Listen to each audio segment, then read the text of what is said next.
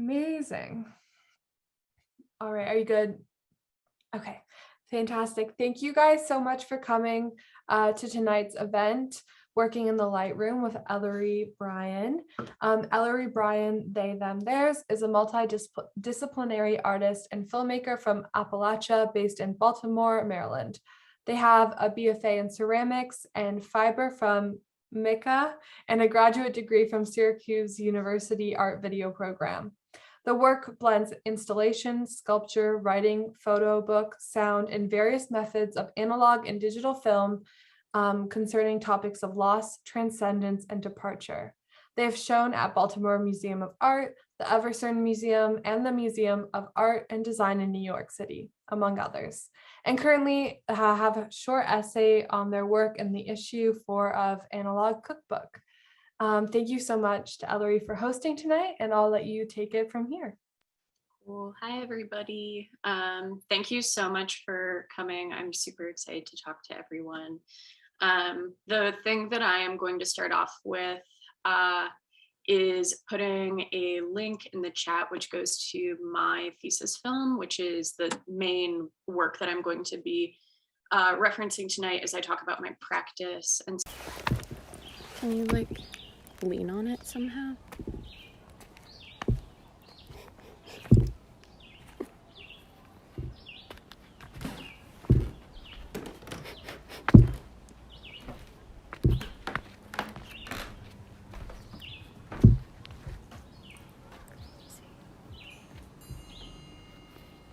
Thanks.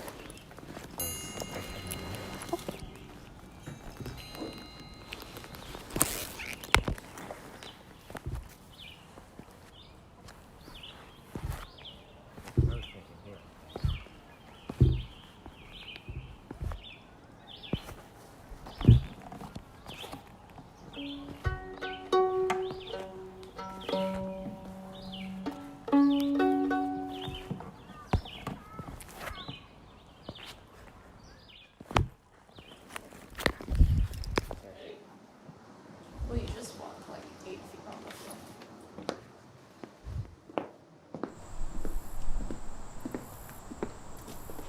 Will you put your foot down on her?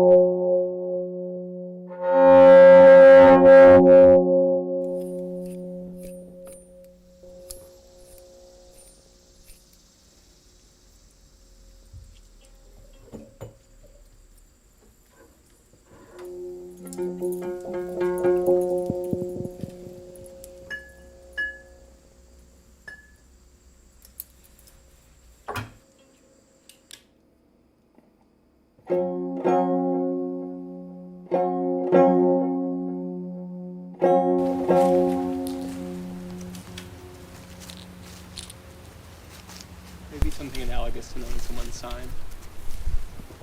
Yeah. My hand is shaking so bad on this. I just really like the way the clouds are moving.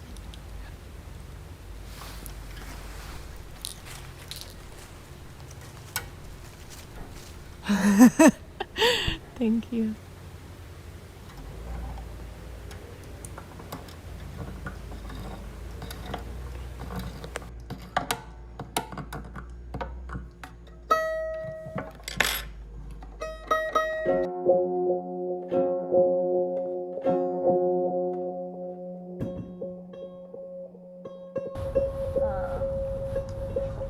Let me see you hold it in front of you. Is there a way you can hold it a little bit more preciously?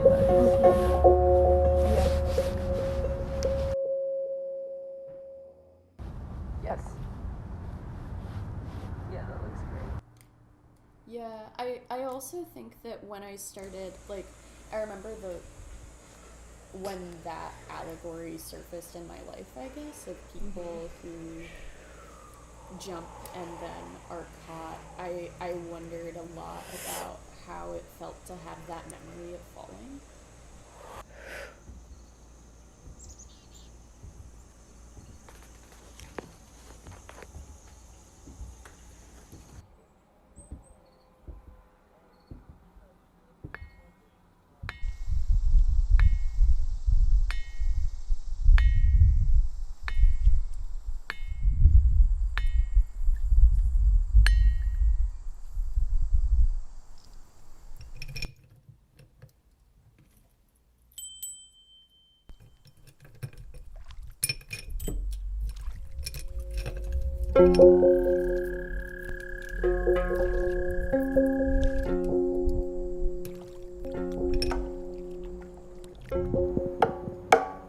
Me too. No, it's okay. I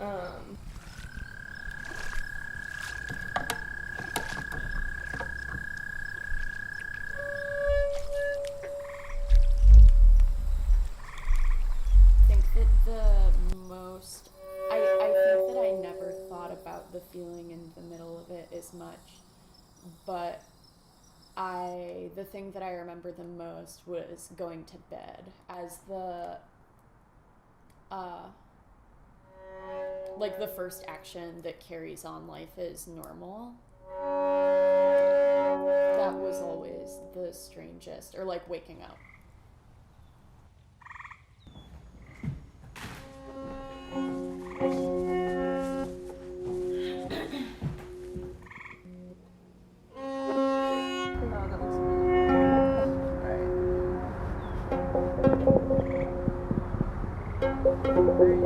I'm ready.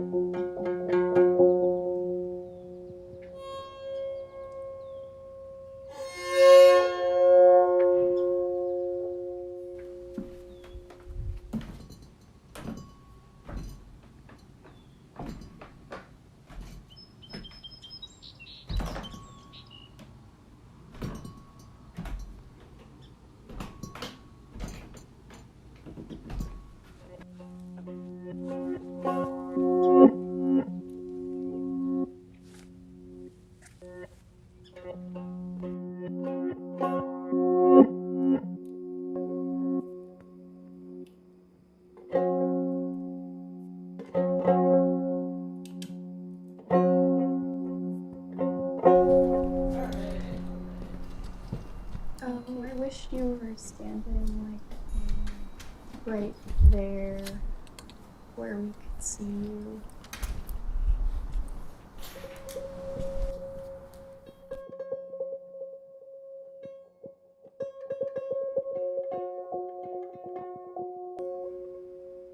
Yeah, no, it's okay. I don't think we're both going to be visible in the frame, but it should be obvious that we are together, even if I can't see you.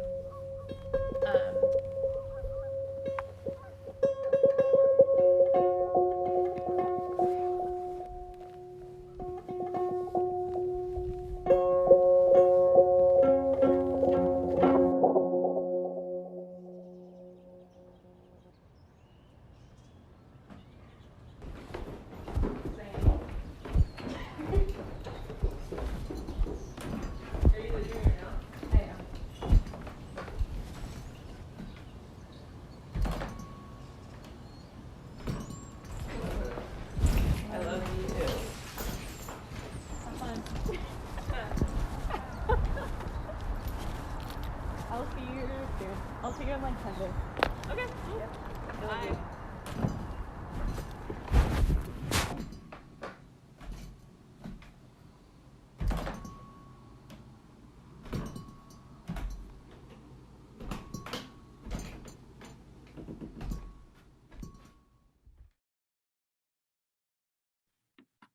All right.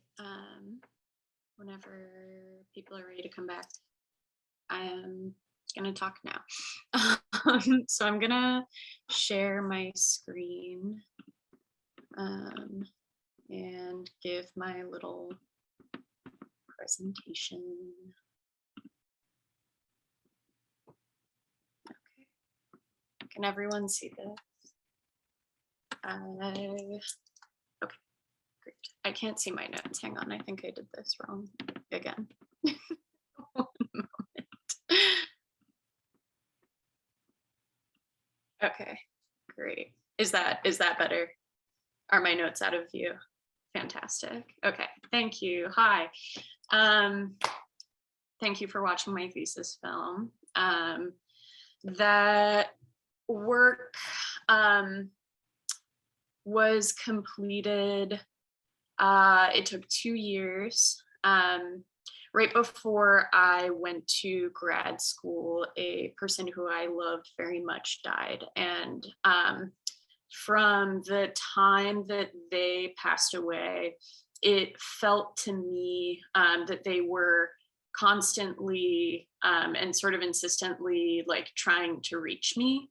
And the like schism that happens in loss in particular is a loss of language and interface. And so my problem was really that I didn't have a translator. I had a person who is now working with a completely different set of circumstances than I was, somebody who was disembodied.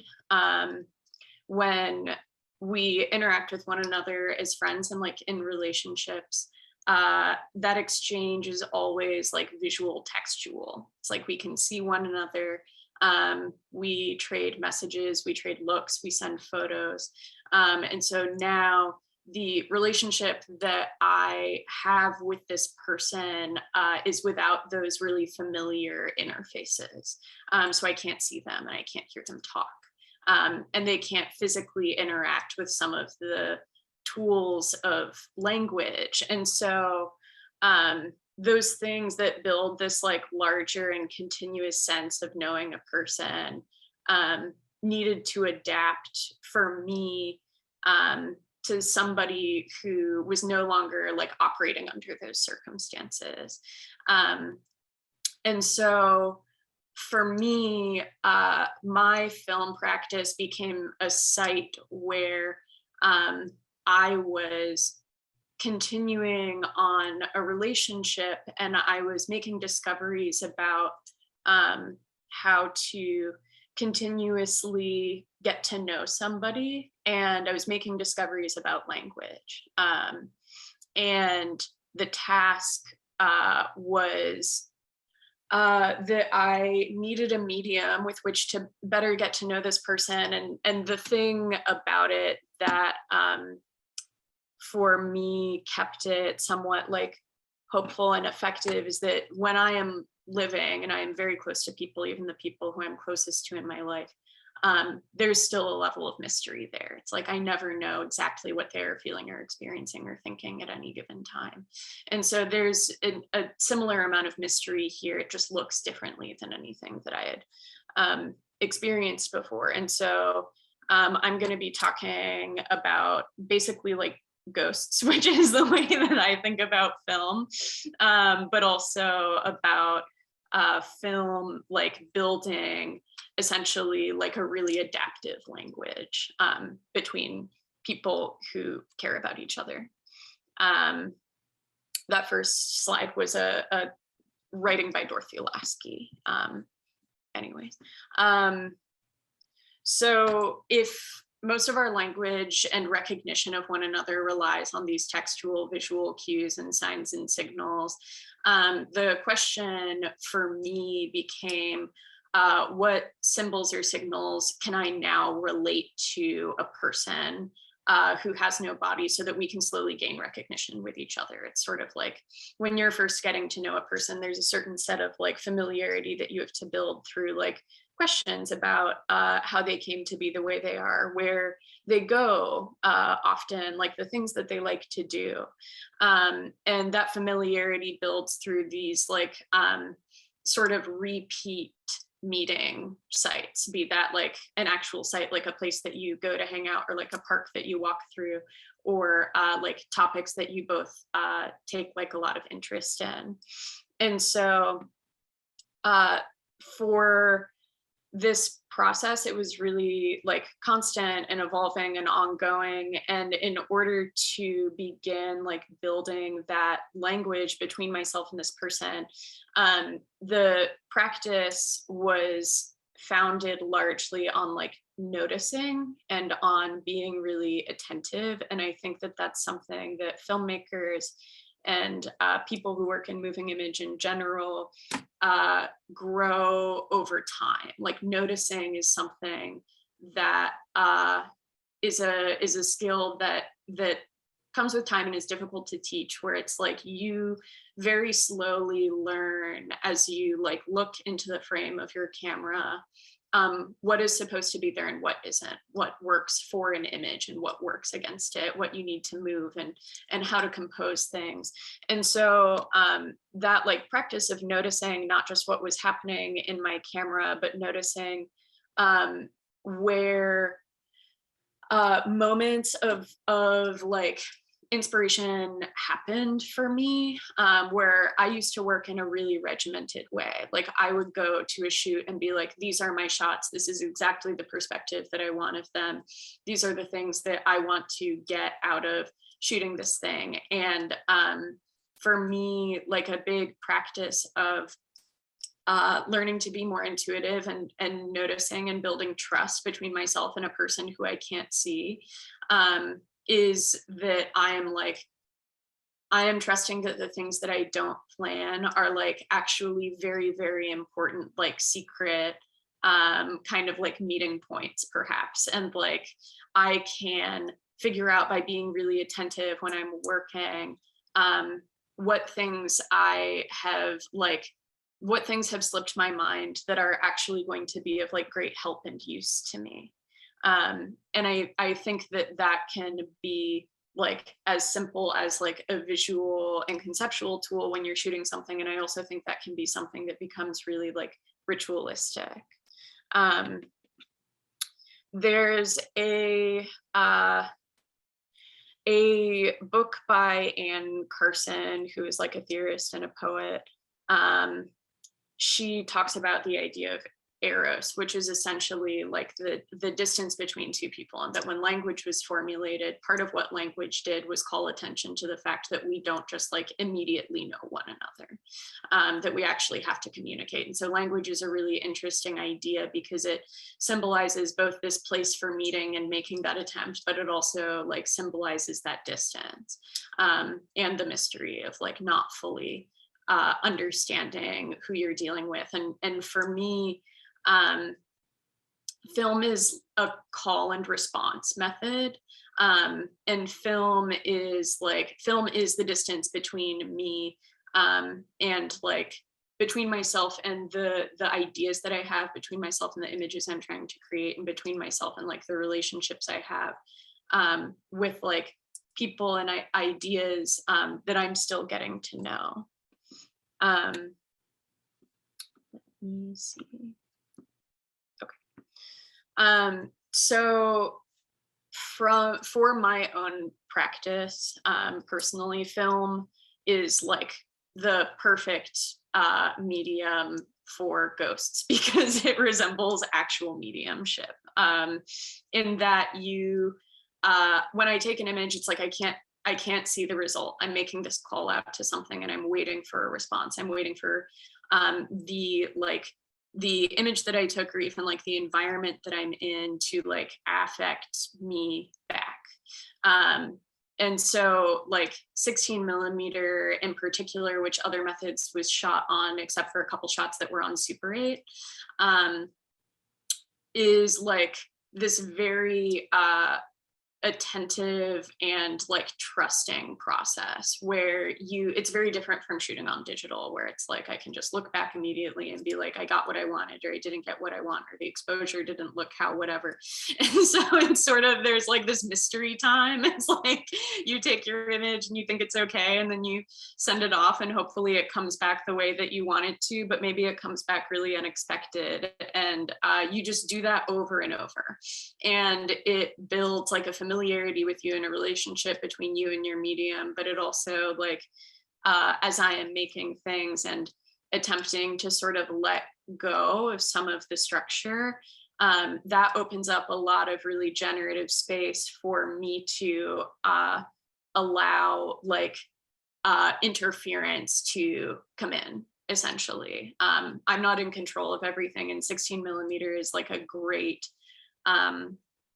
sort of example of that, and a way that control can be lost such that it is generative, and it does build trust. And so film also does its own sort of life cycle.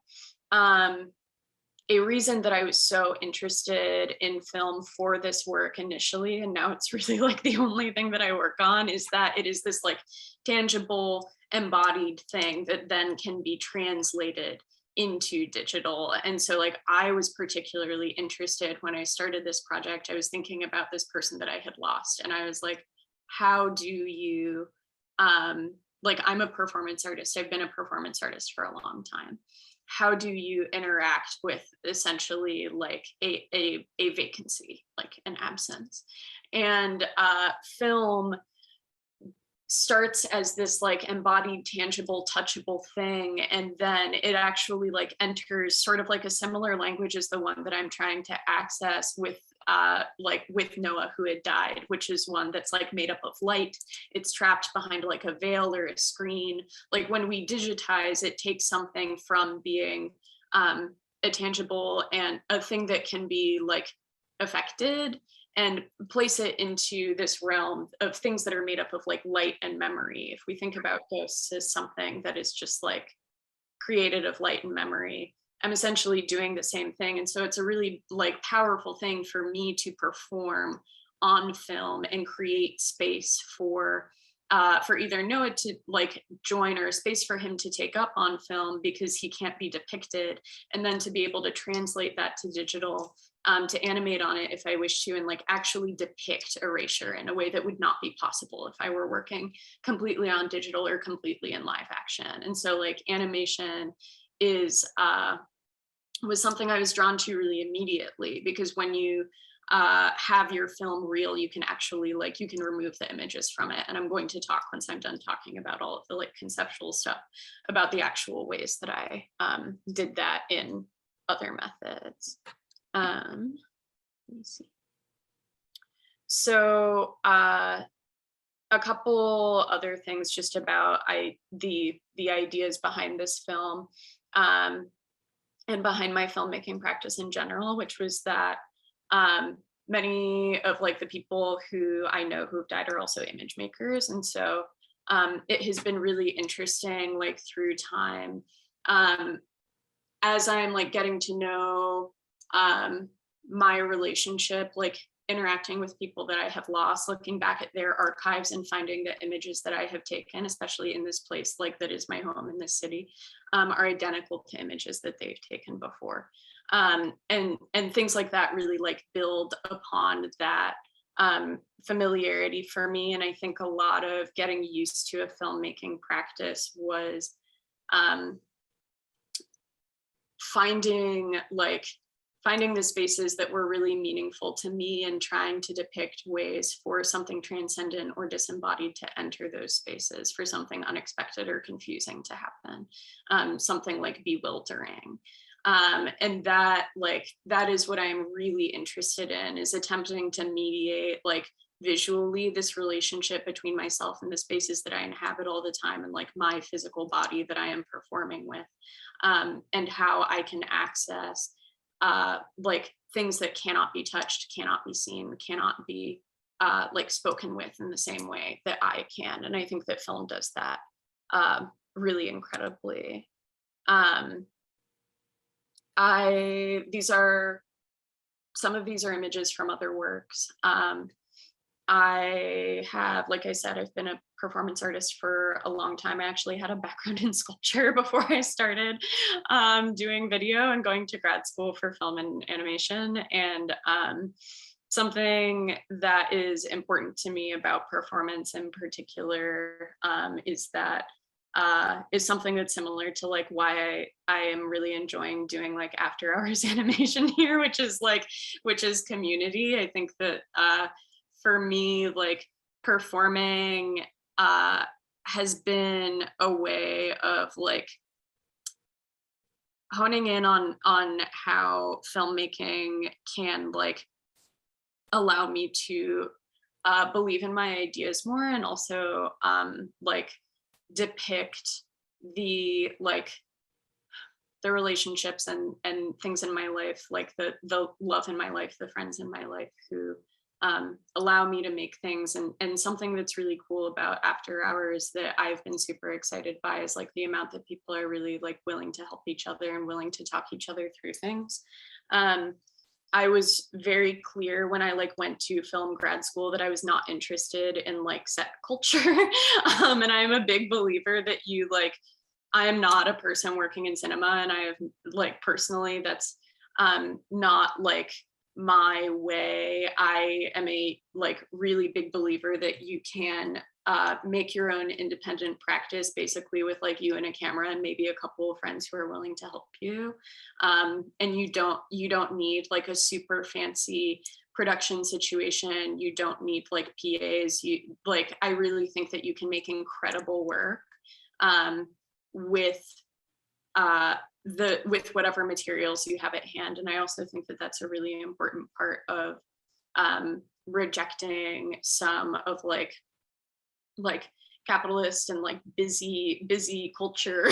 And also something that I saw a lot in film school as far as set culture was people feeling that they had to like sacrifice a lot for one another to be part of a community, like sacrifice their health and well-being and like their rest. And that I think that like art making and filmmaking in general is something that if we aren't doing it like with our health and our community in mind, we're going to lose track of why we're doing anything and where we started. And so performing and making work with people that I love goes past me just like thinking a lot about people who I have lost, and goes into actually translating to how I want to be around the friends of mine who are alive, and like how we interact with one another and make things together, because it's like one of the best things to do. This is Michael, who's my good friend who makes a lot of stuff with me. These are some other just like snippets of performances, some of which were in other methods. Now I am going to talk about animating on film. Like I said, I started working on 16mm for this project because there is a lot of capacity to depict erasure directly and to like deal with the tangible media like in your hands, which is a really, I'm like always in wonder of that still. It's been like, I started working on 16mm initially in my senior year of college and thought I would never have the chance to do it again, and then started doing it again in grad school. And something that I've never really gotten over is sort of like the magic of being able to hold like a film and being able to translate something that moves so easily into something that I'm actually able to touch and to change like manually. There have been like several ways that I've worked in that over time. The one obviously for other methods, which I'm gonna give a little bit more functional info on as we go forward, was I was scratching frames. Hang on. I have it. I have one right here. Like, how do I do this? This is a film strip. Each of these like little lines on here are frames, and I have scratched like a big kind of oval into the middle of all of these. And so the process for me for other methods took, like I said, I was working on that film for 2 years. I think I was scratching it for a year. There was some time in the middle that I wasn't really, like, I kind of took a break from it. So it probably wasn't a year, but it was definitely several months. This is like a slow process. And I think I scratched in total 2 minutes of footage. And you generally, like, I was working on 24 frames per second. So the thing that I did, and I will go through and show this, I like made a graphic for everybody that I'm going to show you, but essentially by actually like taping the film down and scratching away at it with a scratching tool. This is like for scratch art, which is those like black sheets of paper, and then you like scratch away at it and it's rainbow underneath, and that's how you draw on it. This is one of those pen nibs, which is like the best tool that I've found for this. And this is a plastic calligraphy pen, and I like shoved it in there a little. It doesn't super fit, but I taped it partially because my fingers hurt. This is a bunch of gaffers tape. And then I took, this is a diamond nail file, which is not diamonds, it's just metal, and you can like file down the edge on your scratching tool to be to give it the kind of like stroke weight and texture that you want it to have, which I really recommend doing. I tried a bunch of different stuff. There's like wood scratching tools and like calligraphy pen nibs, and all of it was really flimsy, and these like scratching nibs in particular are great. And you, if you do start scratching on film, will find when you start using it that either like the angle of the tip or the like width of the actual like scratching surface against the film may or may not work for you. And so filing that down is something that you can do that's super simple to like make that tool really work for you. A couple of other ways that I've worked directly with like altering the film is with burial and hole punching, because film is like a physical, tangible thing, and that is like really exciting for me personally. That means that I can insert it into the same way that I would perform in a film, referencing like rituals or practices that mean a lot to me or that have to do with loss and death. I can also actually do that with the film itself. And so there was a piece that I did called Cloud Report, which was based on the exchange of like images of the sky between friends of mine. This was sort of like a community thing for a year or two before I actually made the film, where wherever we were, we would send each other like a picture of the sky whenever we noticed it being something kind of spectacular, and would exchange cloud reports. And I, during quarantine, made like a Super 8 film with like images of the sky, and then I buried it in my garden and sort of figured out different lengths of time for the like moisture and acidity and components of the soil to like eat away at the chemistry on the film strip. And it became just, it altered the imagery. I'm actually going to show you that, which is this. This is Cloud Report. These are some stills from it. And I installed this projecting through a curtain onto a wall. The ones that I skipped over, this is another way that I have worked physically animating on film, which this film is called Mortuarium Loop, which I can also put in the chat in a few minutes, where I went through and hole punched some of the film that I had taken. And for some of them, I used tape splices to insert like soil into the hole. Like this is an image of the sky, and I hole punched out and tape spliced dirt into it. And so it's actually degrading at the film chemistry around the hole itself, which was really interesting. I didn't know that that would happen. And then took those hole punches from the sky and placed them into some film that I had taken of like myself digging. And so like something that I like love and will never get over really with like 16mm film is that capacity to take footage of a thing, of me doing something or of a place, and then being able to like profoundly alter that in a way that represents like the symbols and like visual language that I'm trying to work with. And that can happen either in my own performances where I find myself able to interact directly with a cavity or with a void or with something missing, or I'm able to draw on it and really like change kind of the meaning of what's going on screen, or where like something like the animation of the film itself is really like the direct focus, and the images that I take kind of take a backseat to the actual method of animating. I, in general, film a lot, like all the time. People have different ways of working on their practices. I tend to film a lot without really knowing where it's going, because I work in a pretty consistent visual language. And then over time, it is that it's like, again, it's like the call and response. It's like I send off my footage. If I send it off or I process it myself and I look at it, and I'm like, okay, today I went out and I shot at this particular monument, or I shot this performance, and this is the thing that it needs next to like situate this this like thing that I shot into the larger context of what I'm working on. And slowly over time, like an idea will begin to form of a film that I'm working on.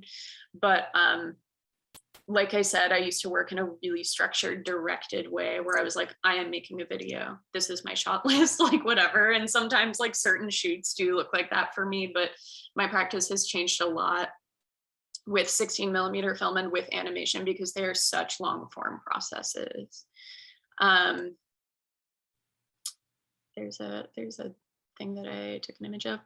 I think that might be that might be the last of what I did. I think the only last thing that I wanted to mention is like as a person making experimental work, a question that I run up against a lot of the time in my practice as I'm trying to function in like the art or film world, which is a really difficult thing to do for anybody, is like, who is my work for, and like what does success look like for me? And I don't know, I don't really know what I think about success. I don't know if that's like, that word makes me really uncomfortable, but the thing that I need to keep in mind as I submit work that doesn't necessarily fit cleanly into any categories to places and get, you know, like a million rejection letters and like as all of that happens, which can be really discouraging.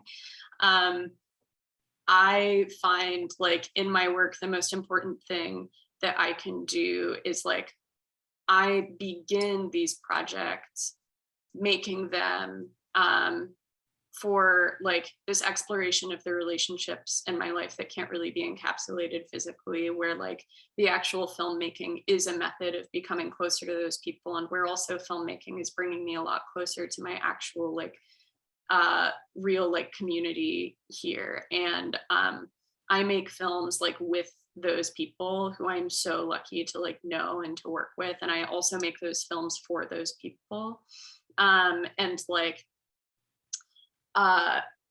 it's really unrealistic for me to expect that any of my work is going to translate to to everybody. I get like cleanly divided responses to when other people watch other methods, which is like 50% of people are like, this is a film about love, and 50% of people are like, this is a film about suicide.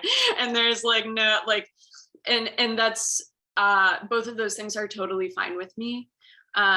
And that film is like meant to be felt, and it is it's for the people who feel moved by it. That's like really the only thing that I want to do, is to be able to sort of reach out to people and move people with what I'm working on. It's kind of the only thing that I care about. And so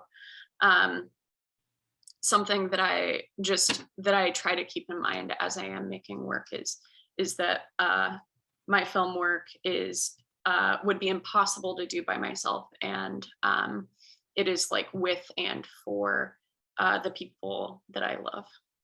And then quickly, okay, I'm gonna get out of this presentation, maybe, and come over.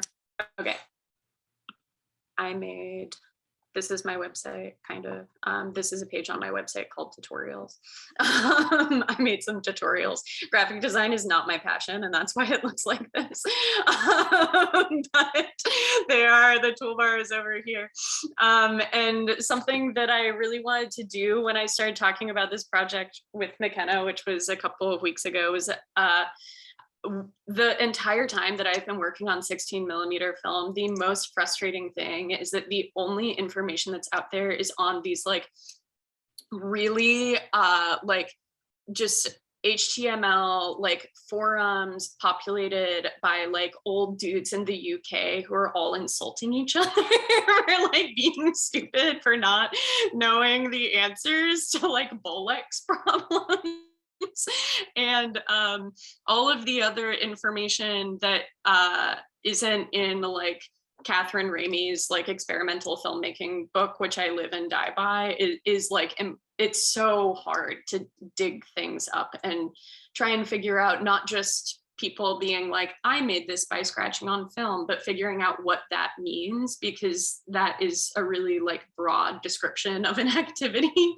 And so I wanted to like really lay out directly, like when I make stuff, this is actually the physical way that I do it and the actual materials that I use.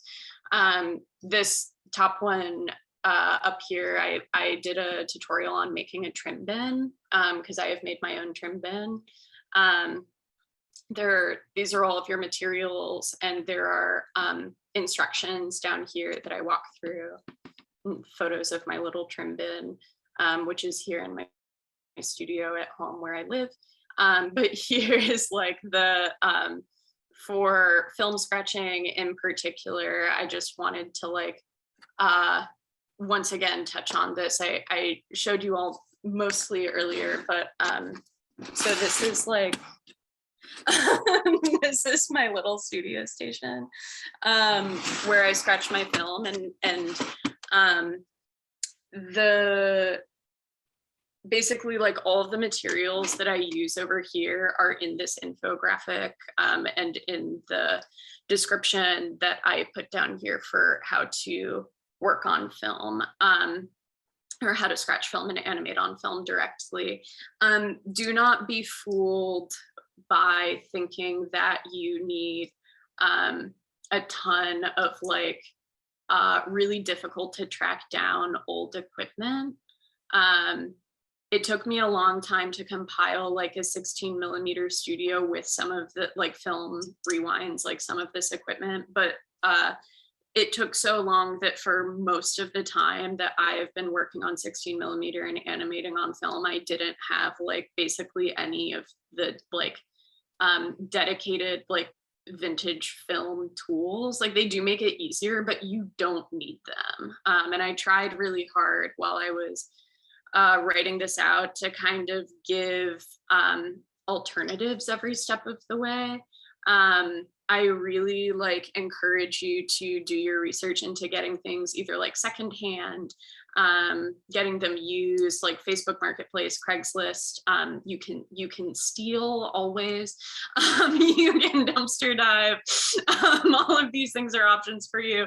I really like the thing that breaks my heart the most, coming from having like taught in film school, is watching people be like, I need fancy camera to do good film, and that like just isn't true at all. And I would really love to see like 16mm film less kind of like obstructed in the way that people talk about it, and like see it translated to a more doable process. And like working on 16 millimeters is always going to be like more expensive than some other ways of working, because if you want to get it scanned, that will cost money.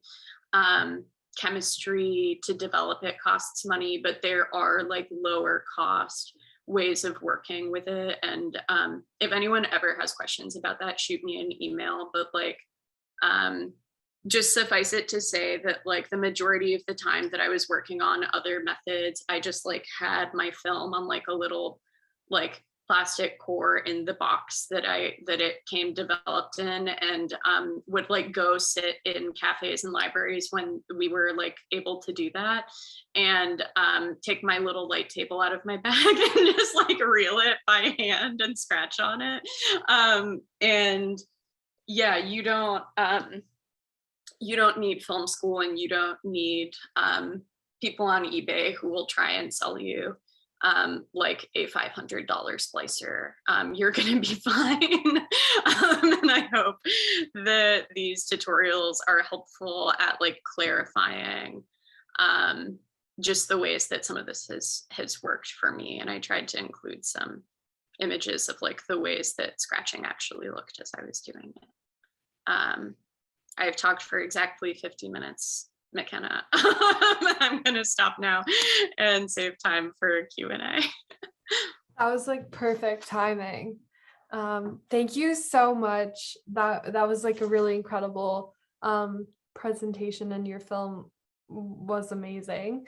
If anyone has questions, like please feel free to like unmute yourself and ask, or type them in the chat and I can read them out.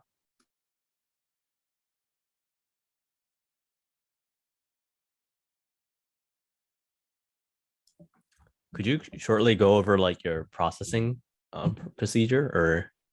Totally.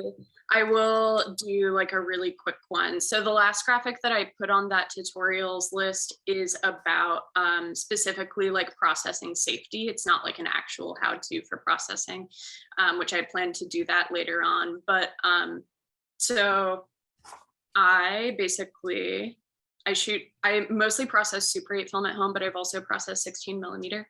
The thing that I use, hang on.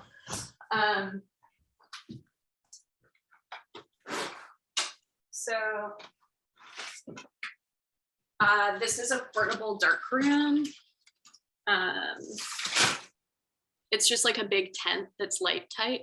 And I throw my film in here, and I throw in a Patterson tank. I actually use this one because it's bigger, and I have an even bigger one for 16 millimeter. The one I use for 16 is an 8 reel Patterson tank. This is a 5.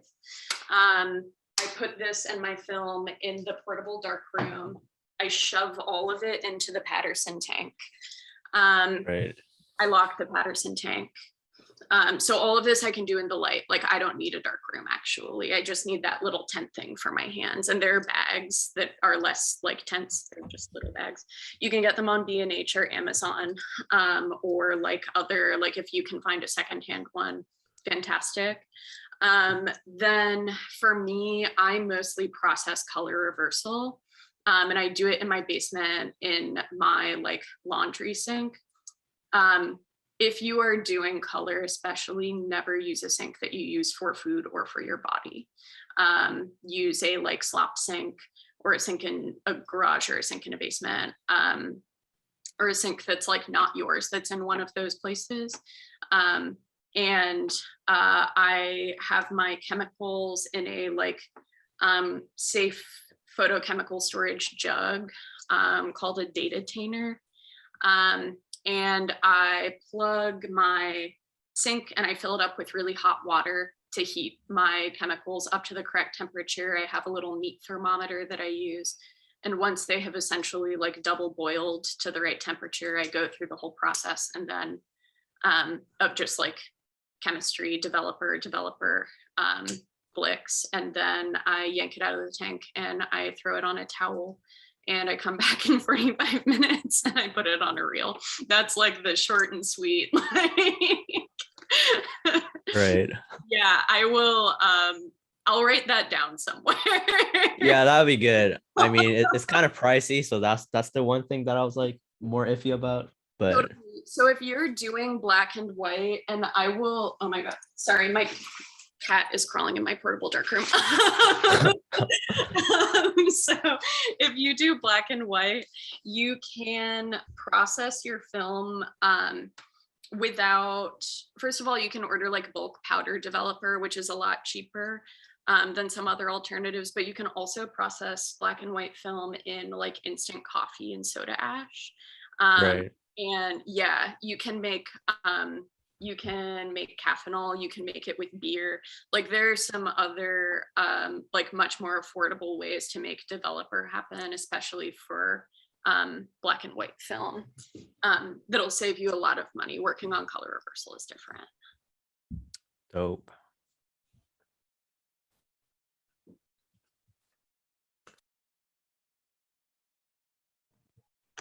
I have a question too. But thank you very much for your presentation, Ellery.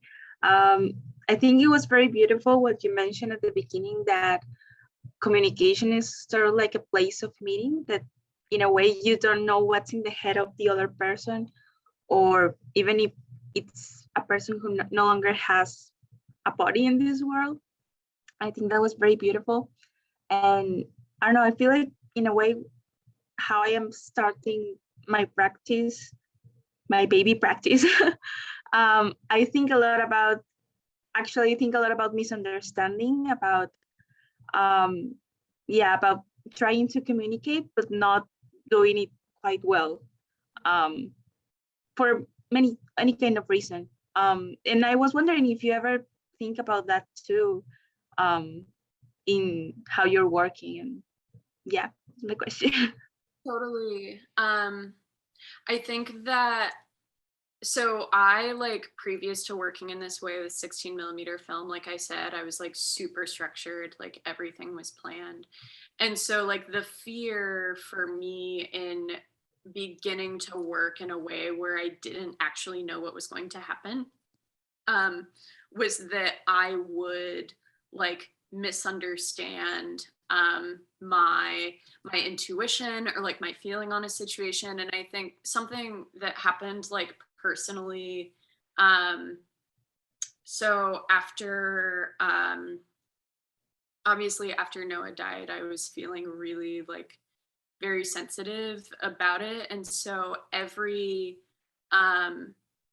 sign that felt like I was somehow in touch with this person had so much gravity that the risk of misinterpreting that felt like so profoundly destabilizing to me, where it was like, am I actually continuing a relationship? Am I actually maintaining contact with something that I like can't see? And like, you know, I like, that was a process of really learning to allow for there to be room for all different kinds of interpretations to exist, which is something that I have a difficult time doing, just like on my own. But especially as I was presenting a lot of this work in a grad school setting, which like academia is not super about like ghosts and stuff in general, as I was like presenting this work in that setting, it became really clear to me that like the thing that was really important was that I was in this constant pursuit of getting closer to someone, and I was never gonna get it all the way right, because I misunderstand a lot of things. I take things personally, and I'm in my own world. And that what is like real and true for me might be extremely different than what is real and true for another person. And both of those things are real and true.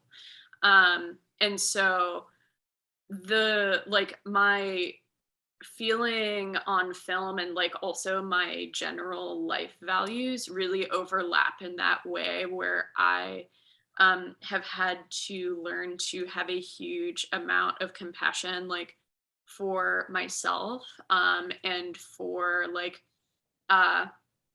other people who like might disagree with what I'm saying, or just like generally in my day-to-day life, like people who I don't understand why they would make certain decisions. Like all of that feeds into this like central like pursuit on my part of coming to some kind of like intuitive understanding, that it's enough for me to believe in what I'm doing and keep doing it, and that the pursuit is just as important as sometimes getting it right, because when I get it right, it feels like really groundbreaking, and when I get it wrong, sometimes it can feel like this huge like departure. But that like both of those things are part of it and necessary, and it's not worth like giving up on attempting that communication just because I'm a person who's gonna get it wrong. And I think we all get it wrong Yeah. most of the time. Thank Well, you. thank That's a you. great question. Thank you. Hi, Ellery. Thank you so much for the talk. It was really wonderful. Something that struck me like about some of your work, I guess, is especially the work that you talked about where you buried the film underground. And I guess it struck me that like there's a lot of your process that is sort of giving up control a little bit, or like giving up your own personal control. And maybe some of that leaves room, or it gives space for the ephemeral that you're talking about. And I mean, I feel like what you were just talking about maybe speaks a little bit to this as well, but I guess yeah, I guess, how do you feel about that process of like giving up control some? I hate it so much. It's so uncomfortable. Every time every time things don't go according to plan, it is like a somatic catastrophe for me. But it, like the thing that happens is that like so often, with the bullets especially, it's like I go out and I shoot something, and I maybe I see something that wasn't my plan, and I decide that I'm going to like divert my plan in order to get a depiction of that thing, and I'm like, okay, I didn't plan that, so is it going to look dumb? Or I like finish a shoot and I'm like, my f-stop was off, or like my shutter was weird, and like, is that going to like screw it all up? Or like I finish a performance with someone and I'm like, did we get that right? Especially because a lot of the time when I'm on camera, it's obviously like I'm not holding it. And so I really have to like rely on the vision of other people who are working with me, and like and trust them, and basically like the whole thing has always been so uncomfortable for me. But I think that I have over time started to develop, like the thing that I really try to go in with is like, if it doesn't work the first time, I can come back. I am one person with 2 or 3 other people. Like I can come back if I want to.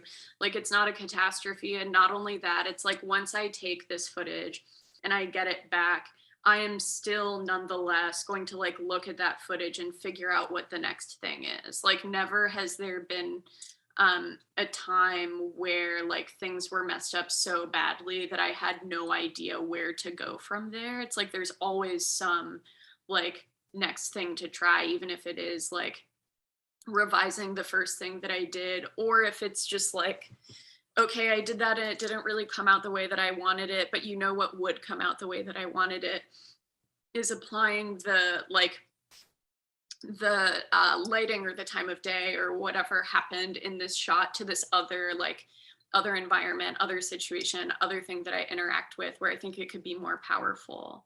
And so like it has never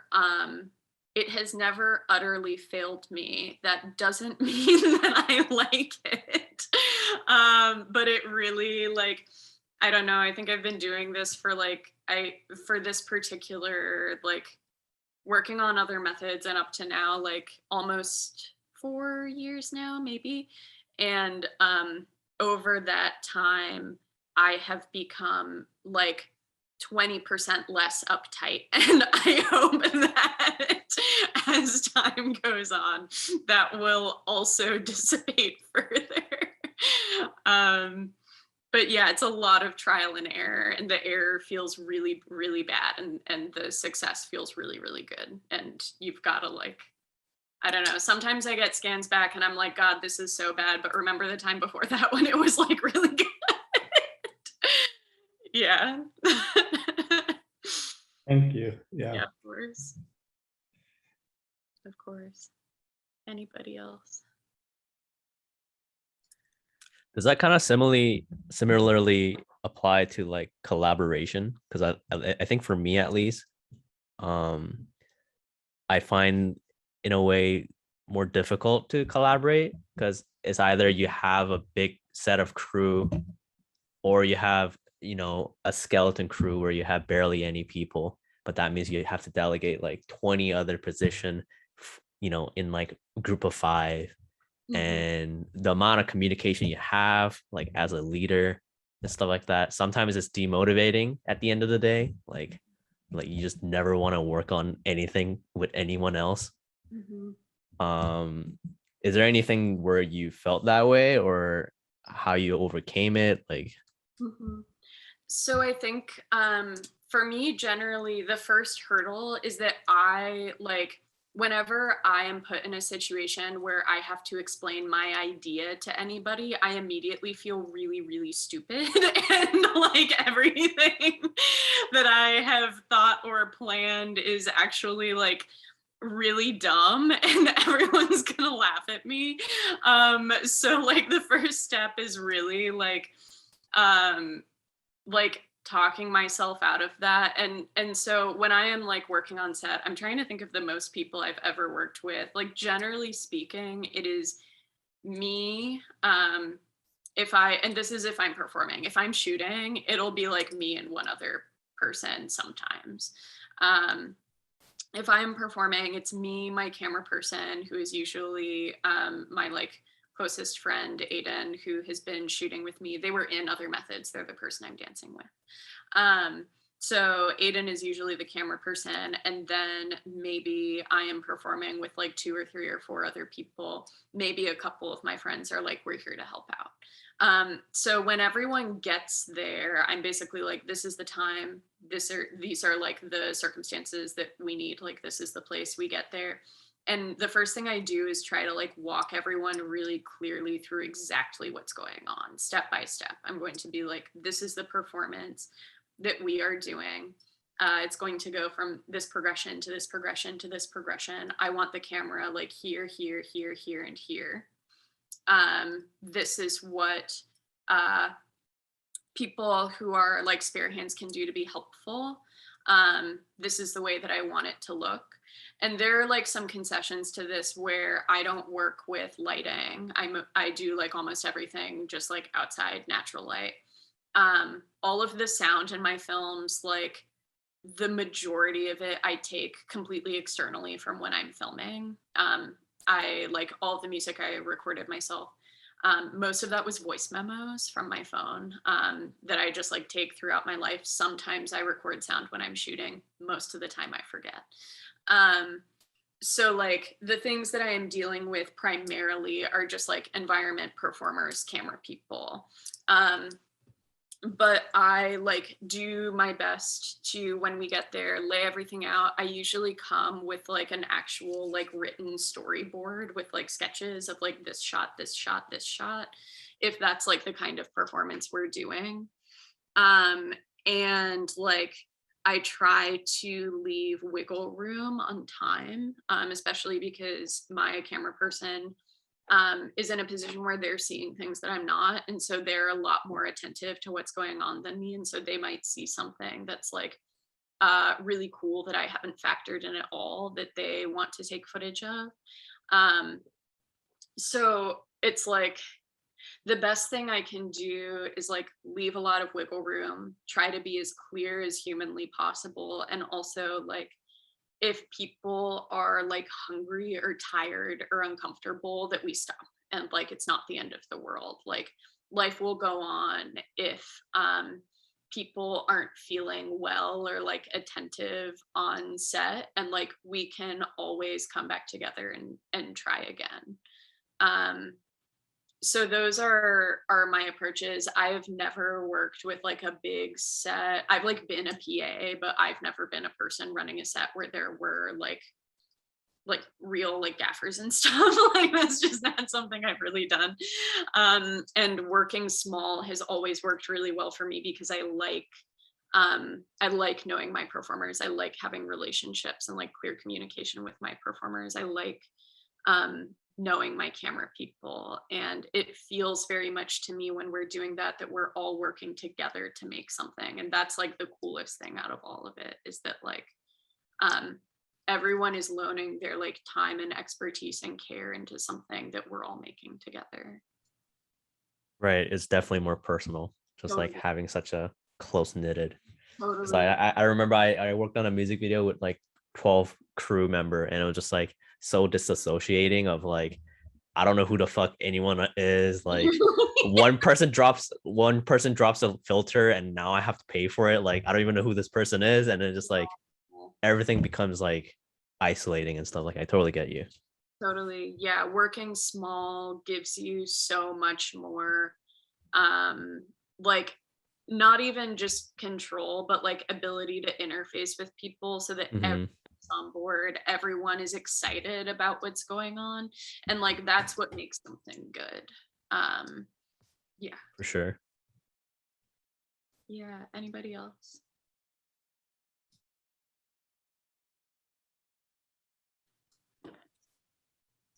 This has been like so incredible. Like, thank you so much for not only like sharing your thesis film with us, but also the behind the scenes process of like how you work. That you really embody such an experimental and collaborative spirit. So it's really been inspiring tonight, and I just want to thank you again, and say that the recording will be up by tomorrow if you wanted to rewatch, and stay tuned for more details about next week's event. Thank you So much, Ellery. fun. Yeah, thank you. Thank you, Ellie. Bye.